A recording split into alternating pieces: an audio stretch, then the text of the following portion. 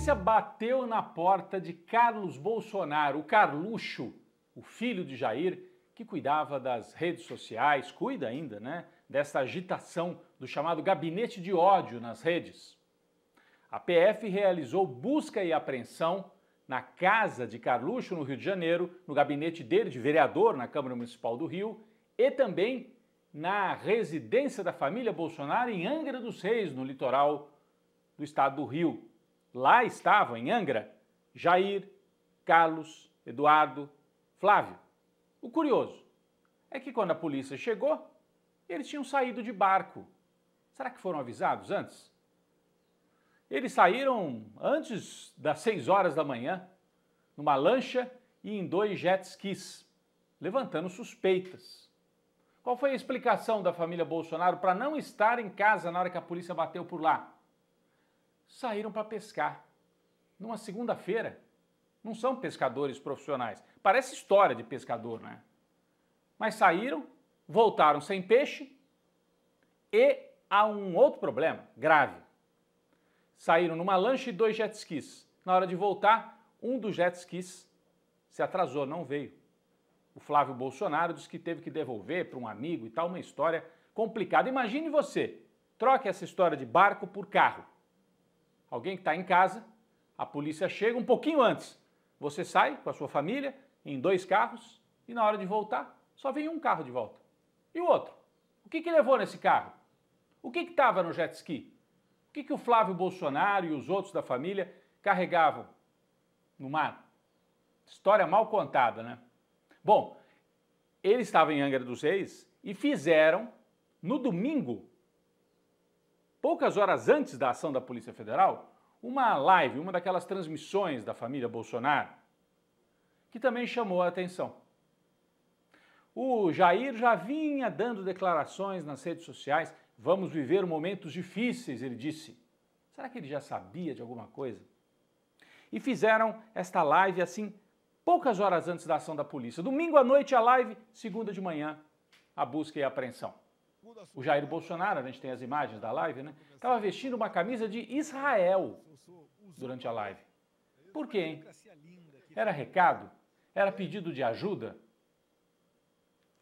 Estou fazendo essa pergunta porque a investigação que levou à busca e à apreensão tem a ver com Israel.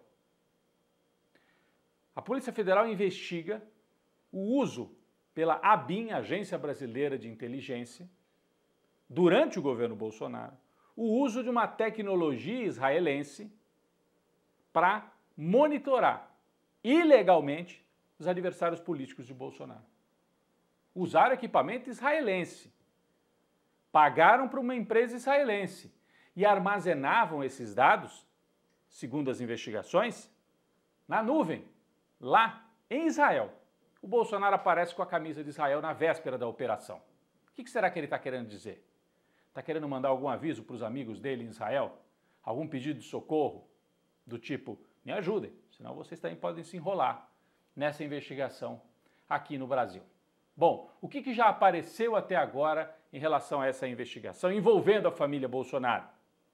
A história começa com o diretor da ABIN naquela época, que era o delegado Ramagem, um delegado da Polícia Federal, bolsonarista, que foi nomeado para a ABIN. A ABIN deveria ser uma agência para fazer operações de inteligência, municiar o governo com informações, riscos externos, fronteira. Não.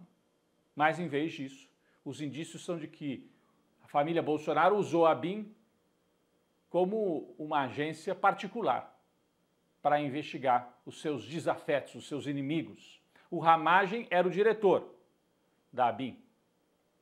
E aí, por enquanto, já encontraram pelo menos uma mensagem da assessora do Carluxo, Carlos Bolsonaro, para o Ramagem pedindo ajuda.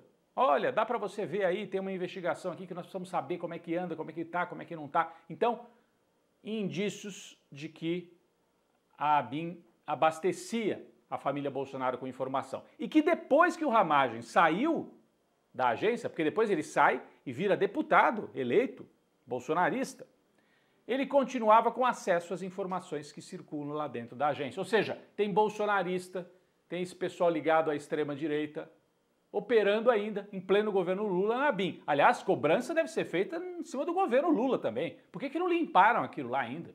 Né? Essa é uma pergunta importante. Mas essa mensagem que apareceu é só a pontinha do iceberg, tem muita coisa mais. E é por isso que é importante esta apreensão de equipamentos, celulares, computadores, feitos não só na casa da família Bolsonaro, nas casas, né, mas também de assessores. Em Salvador, por exemplo, na Bahia, na casa de um ex-agente da ABIN, militar de origem, foram encontrados computadores, celulares, inclusive um computador que pertence à ABIN. O sujeito levou para casa e ele já não é mais agente, ele tem acesso aos sistemas internos, então tudo isso tem que ser investigado e pode trazer a família Bolsonaro para dentro desta investigação. Outra pergunta que fica, e os militares que comandavam a agência? Porque não é só o Ramagem, que é um delegado da Polícia Federal. A ABIN ficava debaixo do guarda-chuva do general Heleno, esse personagem aqui, ó, bolsonarista, falastrão, falador, anda sumido, né? Agora está escondido debaixo da cama o general Heleno. Cadê os militares? A responsabilidade deles nessas operações ilegais. Mais adiante, na sessão Panela de Pressão, nós vamos falar mais desse tema, a responsabilidade dos militares. Militares que estão sendo cobrados também, nesse momento, pela omissão no atendimento aos indígenas Yanomami, no norte do Brasil. Vamos explicar melhor. Durante o governo Bolsonaro, havia uma espécie de liberou geral. Garimpeiro, madeireiro, grileiro entravam nas terras indígenas, ocupavam, derrubavam árvore, faziam garimpo ilegal. Quando o Lula toma posse, não sei se vocês se lembram, a primeira viagem do Lula é para a terra Yanomami, antes ainda do 8 de janeiro estourar. Ele vai para lá e expõe para o mundo a situação terrível em que estavam aquelas populações indígenas, subnutridas, desnutridas. E o Lula nomeia uma força-tarefa para levar comida, remédio, atender aquelas populações que tinham sido abandonadas no governo Bolsonaro. Isso depende das Forças Armadas, porque são áreas difíceis, de difícil acesso. Então precisa de helicóptero, embarcação, tropa que conheça, que abra a trilha, para levar medicamento, comida, cesta básica, médico, enfermeiro. Até derrubei aqui, na empolgação. Mas o que acontece? As Forças Armadas não estão fazendo o trabalho delas, é uma espécie de rebelião dentro do governo Lula.